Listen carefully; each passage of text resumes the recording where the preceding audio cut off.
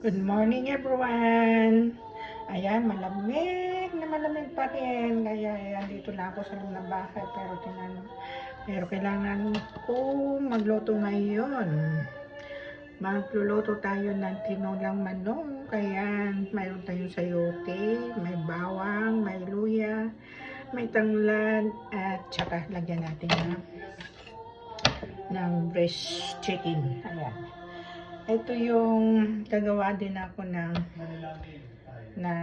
mashed potato.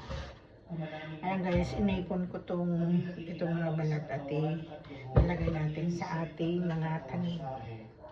Ito, yung ibang patatas, maglalagay din ako doon sa ating greenhouse para tumubo siya. Ayan. Kasi mas maganda yung marami tayong tatanim.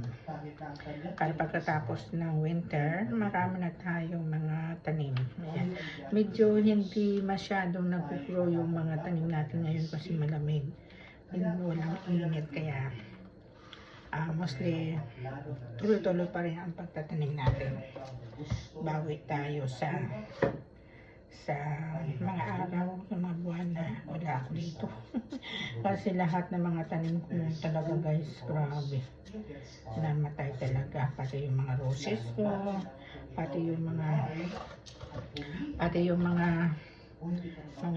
halaman ko, mga bayabas na na matangkad na siya guys, mataas na siya at ready to mamunga na siya, kaya lang namatay sa sobrang init. At itong asawa ko hindi naman talaga siya mahilig maglabas-labas, dito lang talaga sa loob ng bahay, kaya minsan niya lang nadidiligan, kaya ng kanda matay. Ayan. Gagawin natin po guys, gagawin natin siyang mashed potato at saka fried chicken yung sasawa ko. Then sa akin naman ay tinulang manok. Ayan. Ayan. May samo tayo magluto ngayon. Marami tayong nilutuin. Ayan yung mga kamuti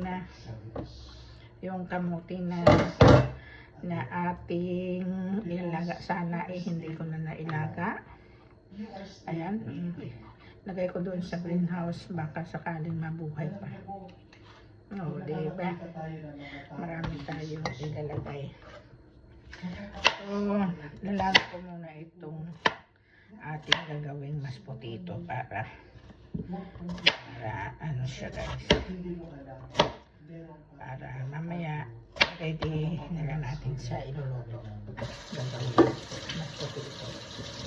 Okay, yan guys, ating gagawin. Dami. Sana nga linggo ngayon, December 15, at sabi ko mag-sitting makanya, kaya lang hindi nakakapagsinda. Sabi ko maglalakad sana ako, mag-exercise, at maraming mga yards doon sa labas. Tingnan ko na din ako sa labas. Nakakatamad pag mainit din. Nakakatamad lumabas. Kasi mainit. Pag malamig din, nakakatamad din lumabas. Kasi malamig. Ano ba yan?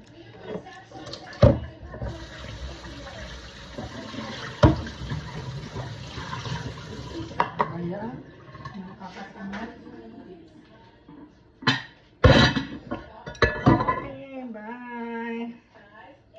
At magluluto na muna ako. Bye bye. Thank you for watching.